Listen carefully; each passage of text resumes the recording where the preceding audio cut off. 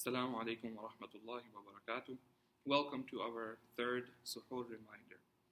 Today I want to share a beautiful story from the Khalifa Harun al-Rashid. Harun al-Rashid was one of the Abbasid Khulafa, and he was a unique Khalifa that you don't hear the stories that you hear about Harun al-Rashid about many other, because he was one who was righteous. He was a righteous Khalifa, and he was someone who really cared a lot about the deen, and that's why you hear so many stories that Harun al-Rashid said this and Harun al-Rashid said that. It is narrated, or it is reported, that there was a man by the name of Al-Kisai, who was a sheikh, who was the teacher of the two sons of Harun al-Rashid, whose names were Amin and Ma'mun. The two sons of Harun al-Rashid, who was the Amir al-Mu'mineen at the time, one day the tutor got up to leave, and both boys, they ran to their esteemed teacher in order to hand him his shoes. After much argumentation, they both agreed that each would give one shoe so that they could share in the display of reverence towards their teacher and respect. Upon hearing this act, Harun al-Rashid went to Kisai and asked, "Who is the most honorable of people? Who is the most honorable of people? Who is the most respected of people?" And the teacher replied, "I do not know anyone more honorable than Amir al-Mu'mineen, you." Harun al-Rashid, he quickly replied, he said, "No, the most honorable among people is he for whom two fight to present him with his shoes, and to please both he instructs them to just each give him one." He said this is honor. The honor is, forget about Amir al-Mu'mineen and this and that. No one is fighting to hand over, to pick up the shoes of the president to give it to him and put in his feet. It is this teacher, the man named Kisai, the sheikh. Harun al-Rashid is saying, you are the most honorable person, that my two sons are fighting with each other to give you your shoes, and the only way you can bring peace with them is that, okay guys, you give me one shoe and you give me one shoe.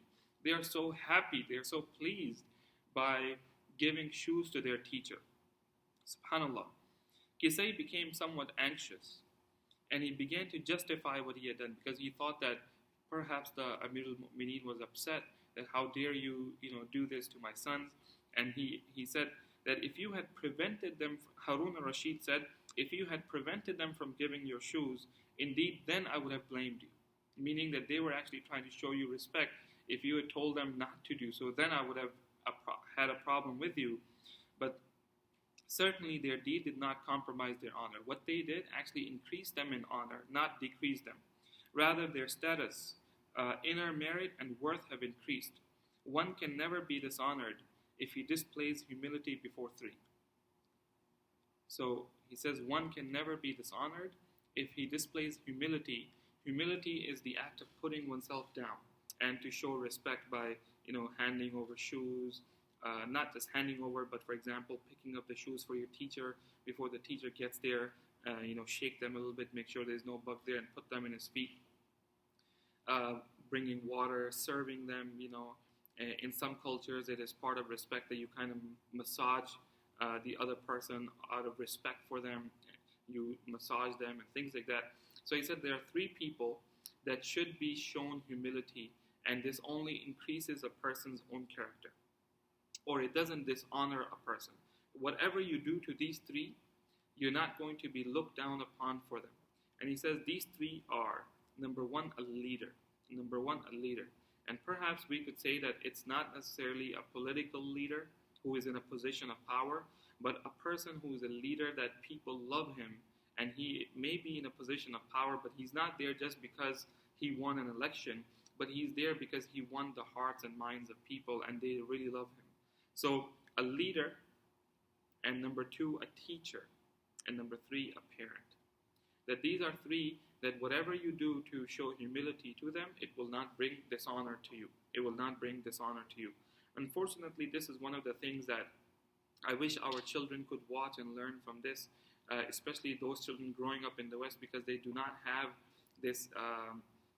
They do not have this concept of showing respect to their teacher. They do not have showing respect to their parents. And of course, forget about leaders because we don't meet them every day. But one of the things that I would share with you personally is that I have seen that when parents show respect to a teacher, the teacher of their children, then the kids show them respect as well.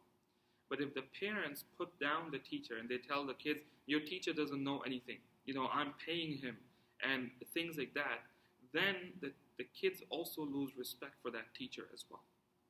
Growing up, what we learn is that our teacher, whatever the teacher is, whether he's a science teacher, whether he's an English teacher, or she's a teacher, and especially our Islamic teachers, growing up, what we learn is that our teachers are even more respectable to us than our own parents. Because our parents gave birth to us. They gave birth to us. But our teachers are the ones who teach us how to live a good life, to live with good manners and make us a good human being. And Ali radiallahu anhu used to say that anyone who taught me one word, then I am forever a slave to him. He can order me to do whatever he wants. I am forever a slave to a person who teaches me one word. So this is something that we can all benefit from, to show respect to our teachers, to show respect to our parents. I remember that when I was in madrasa, I wanted to do something as a gesture of respect to my teacher, who was a new teacher that had just joined our madrasa. And what he had done is that, and this is in Pakistan, this is not in America, and what he had done is that he broke the stick that he used to use to discipline the kids. So I decided to go to a nearby park, and I went through all the trees and I found a suitable stick. And this stick had thorns on it. So I brought it home and I used a knife and I took off the thorns and I cleaned up the stick really good, and I put some tape around it to make, electrical tape to make it beautiful. And that day I came with that stick to my teacher, and I said, teacher, here's a stick since you broke your old stick. So lo and behold, you know how the story goes. When you bring a stick, it's gonna land on you as well. And that day, our teacher asked the entire class of maybe 30 or 40 kids. He said, what is the dua that you are supposed to recite in Salatul Janazah? And of course, nobody knew that dua. And he said, okay, everybody stand out with your hand like this. And every single person, including myself, got hit with that stick the same day. So lesson learned, don't bring a stick to your teacher, but anything, not to hit, but if they needed to walk, then that's okay. But, I learned a rule from then on that I will never bring a stick to my teacher, because it may end up in a bad way. Subhanakallahumma bihamdik, nashhadu an la ilaha illa ant, nastaghfiruka wa natubu